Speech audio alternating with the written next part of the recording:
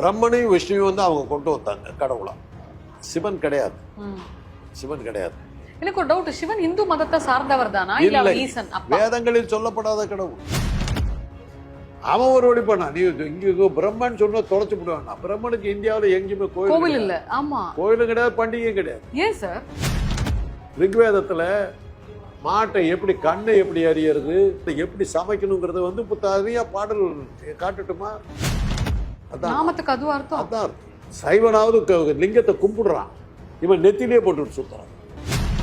வர்த்தமான மகாவீரர் இருக்கிற 12வது தீர்த்தங்கர் இறந்த நாள். உங்களை எப்படி நாங்க இது பண்றது போது, அதிகாலையில் நான் இறக்க போகிறேன், நீங்க அதிகாலையில் எழுந்து குளித்து புத்தாடை உடுத்தி தீபம் ஏற்றி வழிபடுங்கள். அதுதான் தீபாவளி தீபம். அதை நிறுத்த முடியல. கிங் டிவி நேயர்கள் அனைவருக்கும் வணக்கம். சோ நிகழ்ச்சியில் நம்ம சந்திக்கவிருக்கும் சிறப்பு விருந்தினர் நம்மளோட ஆல் டைம் ஃபேவரட் பிரபல சினிமா மற்றும் அரசியல் விமர்சகர் டாக்டர் காந்தராஜ். வணக்கம் டாக்டர். டாக்டர், ஆக்சுவலா இந்த வைணவம் சைவிஷம் இப்படின்னா என்ன? எனக்கு ஒண்ணுமே புரியல, குழம்புது. சனாதன மதம் வந்த போது வைணவம் தான் வந்து. சனாதனத்தினுடைய முழு முதற் கடவுள் வந்து பிரம்மா தான். பிரம்மாவனுடைய இதுல இருந்து பிறந்தவர்கள்ங்கிறதுனால தான் அதுக்கு பிராமண மதம் பேர். அதனுடைய ஒரிஜினல் பேர் வந்து பிராமண மதம். ஒரு 200 வருஷங்களுக்கு முன்னாடி தான் ஆங்கிலேயர்கள் தான், பிரிட்டிஷ்காரர்கள் தான் வந்து இந்தியாவில் பிராக்டிஸ் பண்ற மதம். அதனால இது இந்தியாவில் இருக்கிற மதம் இந்து மதம்னு பேர் வச்சாங்க. இந்து மதங்கிற பேர் எங்கேயுமே கிடையாது, எங்கேயுமே கிடையாது. அதுல வந்து பிரம்மனையும் விஷ்ணுவையும் வந்து அவங்க கொண்டு வந்தாங்க கடவுளா. சிவன் கிடையாது, சிவன் கிடையாது. எனக்கு ஒரு டவுட், சிவன் இந்து மதத்தை சார்ந்தவர் தானா இல்ல ஈசன்? வேதங்களில் சொல்லப்படாத கடவுள். சனாதன மதத்தில் இருக்கிற ரிக்வேதம் தான், ஒரே வேதம் ஒண்ணுதான். ரிக்வேதத்தினுடைய அத்தியாயங்கள் தான் மத்த 3. ரிக்வேதம், அதர்வண வேதம், சாம வேதம், யஜுர்வேதம் 4 பிரிக்கிறான். 4 அத்தியாயங்கள். வேதம் ஒண்ணுதான், ரிக்வேதம் தான். ரிக்வேதத்தில் சொல்லப்படாத கடவுள் முருகனும் சிவனும் சொல்லப்படாத கடவுள்.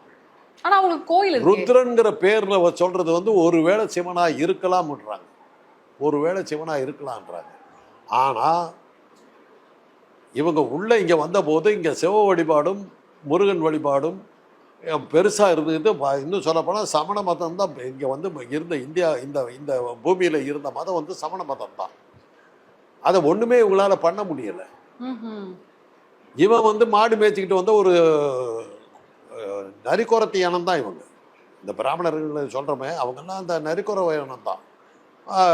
ஸ்டெப்பி பிரேரி புல்வெளி, அந்த இன்னைக்கு முஸ்லீம் நாடுகளாக இருக்கிற இது கஜகிஸ்தான், உஸ்பெகிஸ்தான், உக்ரைன், இதெல்லாம் இந்த பகுதியிலேருந்து மத்திய ஆசியாவிலேருந்து வந்தவர்கள் தான் இவங்க. மாடு திங்கிறது தான் அவங்களுடைய தொழில். அதுக்காக தான் அவங்க மாடை வளர்த்துவாங்க, மாட்டை பாலம் கறந்துக்குவாங்க, அந்த மாட்டை அடித்து சாப்பிட்றது எல்லாமே அவங்க இது. அது வழியாக அந்த கைபர் போலன் கனவை வழியாக வந்து இங்கே இறங்க வந்தபோது பிரம்மனை தான் முழு கடவுள்னு கொண்டு இங்கே வந்து சேர்ந்தாங்க. இங்கே பார்த்தாக்கா மாடு தெய்வமாக இருக்கு. மாட்டை தொட்டா தொலைச்சி விடுவாங்க. அப்போ என்ன பண்ணுறதுன்னு தெரியல, தெற்கு பகுதிக்கு வரவே முடியல. ஸோ கொஞ்சம் கொஞ்சமாக ஊடுருவி மன்னர்களை எல்லாம் பிடிச்சி, அசோகன்லாம் இருக்கிற வரையில் அவங்களால ஒன்றுமே பண்ண முடியல. குப்தர்கள் சாம்ராஜ்யம் வந்த பிறகு தான் இந்த சனாதன மதம் இங்கே உள்ள வருது. அதனால தான் வரலாற்று ஆசிரியர்கள், இந்த 3% எழுதின வரலாற்று ஆசிரியர்கள் குப்தர்கள் ஆட்சி காலம் வந்து பொன்யுகம், குப்தர்களின் பொன்யுகம், golden age of Gupta period அப்படின்றான். ஏன்னா அப்போ தான் இந்த காளிதாசங்கிறவன் இவன்லாம் சமஸ்கிருதத்தை எடுத்து பாடல்கள்லாம் எழுதி சனாதன மதத்தை கொண்டு வர்றான். அதனால தான் அந்த பீரியடை வந்து அந்த குப்தர்களுடைய இன்ஃப்ளூயன்ஸில் வந்த போது தான் மகேந்திர பல்லவனை வந்து தாஜா பண்ணி சமணனாக இருந்த மகேந்திர பல்லவன் சைவனாக மாறும். அவனை மாத்துறது வந்து அப்பருங்கிற ஒரு சைவ சமய குறைவர் 4 அப்படின்னு சொல்லுவோம். அப்பர், சுந்தரர், மாணிக்கவாசகர், திருஞான சம்பந்தர். அந்த அப்பர் தான் மகேந்திர பல்லவனை வந்து சமண மதத்திலிருந்து சைவனா மாத்திரம். அதுவரையில இங்க இருந்த மதமே வந்து சமண மதமும் பௌத்த மதமும் தான். இந்தியாவில் வடகோடியில பீகார்ல வந்து நாலந்தா பல்கலைக்கழகம், பௌத்த மத பல்கலைக்கழகம். புத்தரை வழிபாடு பண்றாங்க. புத்தரை பற்றிய படிப்புகள் எல்லாம் சீனர்கள்லாம் அங்க வர்றாங்க. பௌத்த மதம் உலகம் பூரா பரவி இருக்குது. அங்கே நாலந்தாவில் படித்து முடிச்சுட்டு அவன் ஹையர் ஸ்டடீஸ் எங்கே வர்றான்டான்னாக்கா காஞ்சிக்கு வர்றான், காஞ்சி பல்கலைக்கழகத்துக்கு வர்றான். 2 இடம் தான். காஞ்சி பல்கலைக்கழகம் ஒரு பௌத்த மதம் இது, நாலந்தா பல்கலைக்கழகம் ஒரு பௌத்த மதம் இது. நாலந்தாவில் வந்து அண்டர் கிராஜுவேட்டாக முடிச்சுட்டு போஸ்ட் கிராஜுவேட்டுக்கு காஞ்சிக்கு வந்துட்டு இருந்தான். அப்படி பௌத்த மத இடமா இருந்த காஞ்சி நகரம் இவன் சாமியான சைவக்காரனா மாறுறான்னு உடனே பௌத்த மத சின்னங்களை இவனுங்க அழிச்சிருவானுங்க, பௌத்த மதத்தை ஒழிச்சிருவானுங்க கோபம் வந்து தான் புலிகேசி படம் எடுத்துட்டு வரும். புரியுது. புலிகேசி வந்து ஒரு பௌத்த மதத்தை சேர்த்தவன், அவன் படம் எடுத்துட்டு வர்றான். அந்த நேரத்தில் திருஞான சம்பந்தன் ஒரு 3%காரன் மதுரையில் ஆண்டுகிட்டு இருக்கிற சௌந்தர பாண்டியன் கையில் போடுறான். அவன் மனைவி மங்கையர் கரைச்சி அவன் ஏமாத்துறான். மங்கையர் கரைச்சி முழுக்க அவனுடைய காட்டடியில் உழுந்து கிடக்கிறான். சமணனாக இருந்த சௌந்தர பாண்டியன் அவனுடைய கூன் போட்டு இருக்கிறான். அவன் கூனை நிமிர்த்துறான், அவனை நம்ம சைவனாக மாற்றுறான். கூன் பாண்டியன் வந்து நின்ற சீர் நெடுமாற நாயனாராக மாறும். கூன் போன்றிருந்தான், சீராக நின்றவன், அதை நாயன்மார்களால் மாற்றப்பட்டவன். அதனால் நின்ற சீர் நெடுமாற நாயனார் மாறுறான், சைவ மதத்துக்கு மாறுறான். சமணமே இருக்கக்கூடாதுங்கிறதுக்காக 8000 சமணர்களை ஒரே நேரத்தில் கழுவில் ஏற்றி கொள்றான். இப்படி வன்முறையில் வளர்ந்தது தான் வைணவ மதம். ஆனால் வைணவ மதம் தென்னாட்டில் பெருசாக எடுபடுது. ஏன்? சைவத்துக்கு இருந்த வேகம் வந்து வைணவத்துக்கு இல்லை. ஆண்டாள் 12 ஆழ்வார்கள், 63 நாயன்மார்கள் சிவனை ஏத்துக்கிட்டாங்க. இங்க சிவனை ஒண்ணும் பண்ண முடியல. சிவன் சைவிஷம் தானே சார்? அதான் சிவனை ஏத்துக்க வேண்டியதா போயிடுச்சு. இவனுங்களுக்கு வர வழியெல்லாம் போயிடுச்சு. என்ன ஆச்சுன்னா பிரம்மன் தான் முழு முதற் கடவுள், கும்பிடக்கூடாதுறான். பௌத்த மதம் வந்து அடிச்சு ஒழிச்சுது. பௌத்த மதத்தை இவனும் வெளியே துரத்த பார்த்தானுங்க. அவன் ஒரு வழி பண்ணான், நீ இங்க பிரம்மன் சொன்னா தொலைச்சு விடுவான். பிரம்மனுக்கு இந்தியாவில் எங்கேயுமே கோயில் இல்ல. ஆமா, கோயிலும் கிடையாது, பண்டிகையும் கிடையாது. ஏன் சார்? கும்பிடக்கூடாது, அவ்வளவுதான். ஆக்சுவலா அவர் தானே சார், வேற வழி இல்லை. பார்த்தானுங்க, என்னத்துக்கு ஒம்பு. இங்க மாடு தின்னாக்கா உதைக்கிறான், மாட்டை நானே கடவுள்னு ஏத்துக்கிறேன், மாட்டை கடவுளாக்கிட்டான். இன்னைக்கு இவன் தான் மாட்டை கடவுளை சொல்லிட்டு சுத்தலாம். ரிக்வேதத்துல மாட்டை எப்படி, கண்ணை எப்படி அறியறது, காதை எப்படி அறிஞ்சு எடுக்கணும், சதையை எப்படி அறிஞ்சு எடுக்கணும், அதை எப்படி சமைக்கணுங்கிறத வந்து நிறைய பாடல் காட்டுட்டுமா ரிக்வேதத்துல. அதை செஞ்சு வேதத்துல யாகத்துல வந்து அந்த மாட்டை அப்படியெல்லாம் அறிஞ்சு போட்டு தான் அதை சமைச்சு தான் சாப்பிட்டானுங்க. அவனுக்கு மாடு தின்னவன் தான் 3%காரன். இன்னைக்கு அவன் வந்து மாட்டை காப்பாற்றிருப்பான்.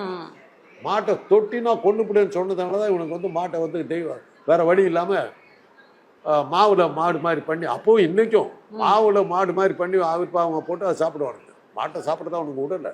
அது எப்படி சார்? ஒரு சின்ன சந்தேகம், யாகத்துக்காக மாடை கொல்லலாம், சாப்பிட்றதுக்கு கொன்னா பாவமா? அதைத்தான் அவர் குமரகுருபுர சாமிகள் சொல்றாரு.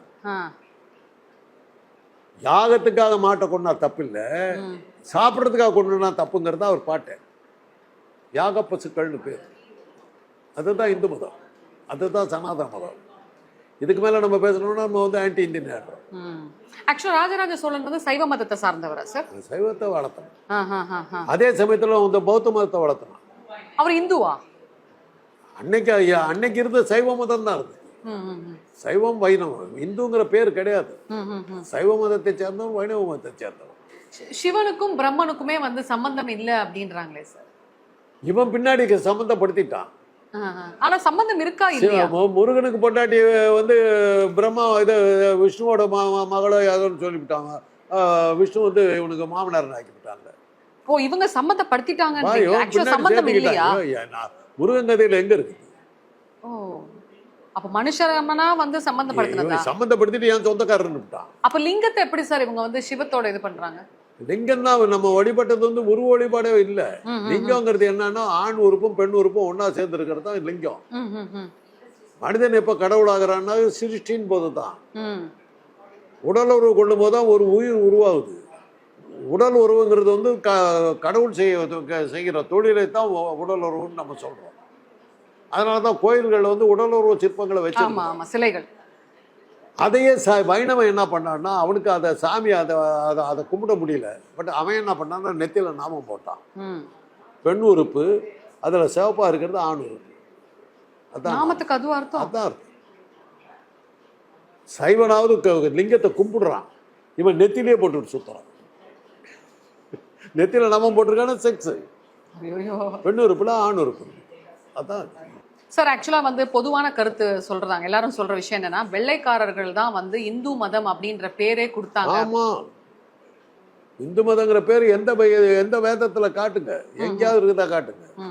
இன்னைக்கு யாராவது ஒருத்தன் கேட்கறான் திராவிடங்கிற பேர் எங்கேயாவது இருக்குதா காட்டுங்கன்னு ஒரு ஆள் சுத்திக்கிட்டு இருக்கிறான். ஒரு மேதை இந்துங்கிற பேர் எங்க இருக்குது காட்ட சொல்றது. ஆக்சுவலா பிராமண மதம் தான் வந்து இந்து மதமா? பிராமண மதம் தான் அதுக்கு பேரு. பிரம்மனால் உருவாக்கப்பட்ட மதம் பிராமண மதம். அப்ப ஏன் பிரம்மர்களுக்கு வந்து கோவில் இல்ல? பிரம்மனுக்கு சாமியை கும்பிட்டாலும் எதை பண்ணாலும் தொலைச்சு போடுவான்னா, இவனுங்களுக்கு என்ன பண்றது தெரியல, விட்டுட்டானுங்க. அதுக்கு ஒரு கதையை சொன்னான். இவனுடைய கதையெல்லாம் பாத்தீங்கன்னாக்கா, வைணவர்களுடைய கதையில சிவபெருமான் தான் முக்கியமான கடவுளா இருப்பார். மகாபாரதத்துல பாத்தீங்கன்னா அர்ஜுனன் வந்து ஒரு பெரிய அஸ்திரத்தை தேடிட்டு போறான். அது சிவபெருமான் தான் கொடுக்க முடியும். சிவபெருமானுக்கிட்ட அந்த அஸ்திரத்தை வாங்கிட்டு வந்து போர்ல ஜெயிக்க முடியும். கதை எடுத்தது வந்து வைஷ்ணவ கதை. கிருஷ்ண வைஷ்ணவ கடவுள். அவனுக்கும் பெரிய கடவுள் யாரா, அவனுக்கு அருள் யாருன்னா சிவபெருமான். ராமாயணத்துல என்ன வருது? ராவணன் வந்து சிவபக்தன். ராம வந்து விஷ்ணு அவதாரங்கிறாங்க. ராவணனை கொண்ட பிறகு சிவபெருமான் கோவிச்சுக்கு போறான்னு சொல்லி லிங்கத்தை பிரதிஷ்டை பண்ணி கும்பிடுறான். அதான் ராமேஸ்வரம். ராமன் கும்பிட்ட ஈஸ்வரன். ஆக வைஷ்ணவர் வந்து சைவர்களுக்கு கீழே கொண்டுட்டாங்க. இந்த வந்தேரிகள் அப்படின்றாங்களே, அவங்க யார் சார்? இவங்க தான். ஐயோ, அங்க இருந்து வந்தவன், உஸ்பெகிஸ்தான்ல இருந்து வந்தவன், மத்திய ஆசியாவில இருந்து வந்தவன் வந்தேரி. அப்ப ஆரியர்கள்? அவன் தான். ஆரியருங்கிறது அவன் தான். யாரு நீ? மல்லிகார்ஜுன கார்கே அதான் பார்லிமெண்ட்ல சொன்னாரு. We are the sons of the soil. We are Dravidians. You are an outsider. Sonia காந்தியை பத்தி பேசும்போது அவ வந்து வெளிநாட்டுக்காரி அப்படின்னாங்க இந்த இவனுங்கெல்லாம். இவர் எந்திரிச்சு சொன்னாரு, you are an outsider. You came from Central Asia. How can you talk about that lady அப்படின்னு. Only difference is came little late. You came little earlier. Otherwise both are same அப்படின்னாரு. ஆக்சுவலா இந்த ஆரியர்களுக்கும் திராவிடர்களுக்கும் அப்ப என்னதான் சார் பிரச்சனை? இதுதானா? அம்மா, சிந்து நதியினுடைய அந்த ஆரப்பா மொகஞ்சதாரோன்னு இப்போ சொல்றோம் இல்லையா, சிந்து வழி நாகரிகம். அன்னைக்கு இருந்த நாகரிகத்துல அதுதான் உச்சகட்ட நாகரிகம்னு பேர் எடுத்தது. அதாவது எகிப்திய நாகரிகத்தை விட, சுமேரிய நாகரிகத்தை விட, பாம்பி நாகரிகத்தை விட உயர்ந்த நாகரிகமாக கருதப்பட்டது சிந்து சமவெளி நாகரிகம். அதுல இருந்த வந்து திராவிடர்கள். அது எதனால திராவிடர்கள்னு சொல்றான்னாக்கா, பசுவை கும்பிடுற மாதிரியான பல சான்றுகள் அங்கே கிடைச்சிருக்கு. அண்டர் கிரவுண்ட் ட்ரைனேஜ் போட்ட சிட்டி இருக்குது பாருங்க. அங்கேயா சார்? ஆமாம், குஜராத்தில் தான் இருக்குது. ஒரு பகுதி குஜராத்தில் இருக்குது, ஒரு பகுதி வந்து பாகிஸ்தானில் இருக்குது. அங்கே அந்த ஹரப்பா இருக்கிற இடத்துக்கு பக்கத்தில் இருக்கிற மக்கள் வச்சுக்கிற அந்த மக்கள் பேர் வந்து புஷ்டு. அவங்க பேசுகிற மொழி புஷ்டு. பேசி பார்த்தீங்கன்னா தமிழ் மாதிரியே இருக்கும். அப்படியா? ஆமாம். இந்த பிரச்சனையில உருவானது தான் இந்த புத்த மதமா? இந்த மாதிரி இவனுக்கு வந்து பசுவை கொல்றதுக்கு வர்றாங்க. பசுவை கொல்றதை தடுக்கிறதுக்காகத்தான் புத்தர் வந்து முதல்ல இவனுங்களை ஓடிட்டானார். புத்தர் ஒரு பெரிய நாத்திகர். கடவுள் இல்லைன்னு சொன்னது ஃபர்ஸ்ட் ஆள் அவர் தான். கடவுள்னு ஒருத்தன் கிடையாதுன்னு சொன்னது அவர் தான். உன்னை நம்புனார். அதனால தான் அம்பேத்கர் போன்றவர்கள்லாம் பௌத்த மதத்துக்கு போனதுக்கு காரணம் அதுதான். உன்னை நம்பு, உன்னை நம்பு, உன்னையே நீ அறிவாய். இதையே சொன்னதா Socrates. Knowing yourself, know thyself. உன்னையே நீ அறிவாய். கடவுள்னு ஒருத்தன் கிடையாது. ஆனா குழம்புது சார். இவ்வளவு விஷயத்தை எப்படிதான் நீங்க தெரிஞ்சு வச்சிருக்கீங்களோ? பள்ளிக்கூடத்தில் படிக்கும் போதெல்லாம் எங்கள் வீட்டில் வாங்குற ஒரே பத்திரிக்கை வந்து விடுதலை பத்திரிக்கை. நீங்கள் அதை எவ்வளோ பேர் படிக்கிறாங்க, திராவிட கழகத்தை சேர்ந்தவங்க நாங்கள். அந்த விடுதலையில் வந்து அந்த தினம் காலையில் எழுந்திரிச்சு அதை படிச்சுட்டு போனாவே போதும். இவ்வளோ நாலேஜும் எனக்கு வந்ததுக்கு காரணம் அன்றைக்கி விடுதலை பத்திரிக்கை படிச்சிருக்கேன். விடுதலை, திராவிட, அது கொஞ்சம் வளர்ந்ததுக்கு அப்புறம் திராவிட நாடு வந்தது, தீப்பொறின்னு வரும். அது மாதிரி திராவிட இயக்க பத்திரிகைகளாக எங்கள் வீட்டில் வரும். எந்த கோவிலுக்கு போனாலுமே இருக்கக்கூடிய ஒரு சிலை பார்த்தீங்கன்னா விநாயகர் சிலை. எல்லாருக்குமே பிடிச்ச இஷ்ட தேவதை விநாயகர். இந்த விநாயகரே வந்து புத்த மதம் உருவாக்குனதுன்றாங்களே. புலிகேசியை வந்து தோக்கடிச்ச பிறகு நரசிம்ம பல்லவன் வந்து பார்க்குறான், அவனுடைய புலிகேசியுடைய கோட்டை வாசல்ல இந்த உருவம் இருக்குது. இது என்னன்னு கேக்குறாங்க. பௌத்த மதத்தை சேர்ந்த ஐராவதம்ங்கிற ஒரு புனித சின்னம் இது. இதை கும்பிட்டு தான் புலிகேசி எந்த வேலையும் செய்வானு நரசிம்ம பல்லவன் தான் அந்த விநாயகர் சிலை ஐராவதங்கிற அந்த பௌத்த மத சிலையைத்தான் தூக்கிட்டு பிரதிஷ்டை பண்றான் மகாபலிபுரத்தில். அதனாலதான் அதுக்கு பேரு வாதாபி கணபதி. வாதாபி கணபதி, வாதாபி நகரத்திலிருந்து கொண்டு வந்த கணபதி, இறக்குமதி. பன்னிரு திருமுறைகள்ல விநாயகர் கிடையாது. சைவர்களுடைய வேத புத்தகம்னு எடுத்தா இன்னும் பன்னிரு திருமுறைகள். சைவ அப்பரோ சுந்தரோ மாணிக்க வாசகர் சம்பந்தம் விநாயகனை வழிபடல, அவனுங்களுக்கு தெரியாது. இன்னைக்கு என்ன ஆச்சுன்னா இந்து மதம்னு சொல்லிட்டு போறீங்க. நீங்க முதல்ல கும்பிடுறது பௌத்த மதத்தை சேர்ந்த விநாயகர் கும்பிடுற முழுமுதற் கடவுளுங்கிற உன் தலை என்ன ஆச்சு? தீபாவளி கொண்டாடுற வர்த்தமான மகாவீரருங்கிற 12வது தீர்த்தங்கர் இறந்த நாள். அவர் இறக்குற நேரத்துக்கு சொல்றாரு, அதிகாலையில் இறக்குறாரு. உங்களை எப்படி நாங்க இது பண்றதுன்னும் போது, அதிகாலையில் நான் இறக்க போகிறேன், நீங்க அதிகாலையில் எழுந்து குளித்து புத்தாடை உடுத்தி தீபம் ஏற்றி வழிபடுங்கள். அதுதான் தீபாவளி தீபம். அதை நிறுத்த முடியல. உடனே பார்த்தானுங்க நரகாசுரங்கிறவனை கொண்டு நான் அதனால கொண்டாடுறேன்னு சொல்லிட்டு கொண்டாடிட்டு இருக்கானுங்க. வேற வழி இல்லை, தீபாவளி நிறுத்த முடியல. நீ கொண்டாடுற தீபாவளி சமணர்களுடைய பண்டிகை.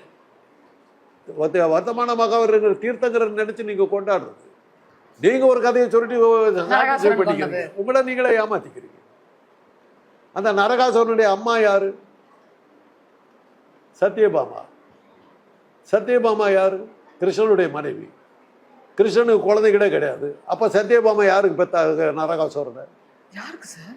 இந்த கேள்விக்கு யார் பதில் சொல்லுவா? ஆமா, கிருஷ்ணனுக்கு குழந்தை கிடையாது. கிடையாது. கிருஷ்ணனுடைய மனைவி தான் சத்யபாமா. சத்யபாமாக்கு நரகாசுரன் எப்படி பிறந்தான்? சந்தேகமா இருக்குது. சற்று சிந்திக்க வேண்டிய விஷயம். தெரியலையே. இப்படியெல்லாம் கேட்டாக்கா ஆன்டி இண்டியன் ஆபாசமா பேசினார். இட்ஸ் an history சார் நீங்க சொல்றது. நான் என்ன பண்றது இருக்குது, ப்ரூஃபோட நீங்க சொல்றீங்க, அதை எப்படி உங்களை குறை சொல்ல முடியும்? அவ்வளவுதான்.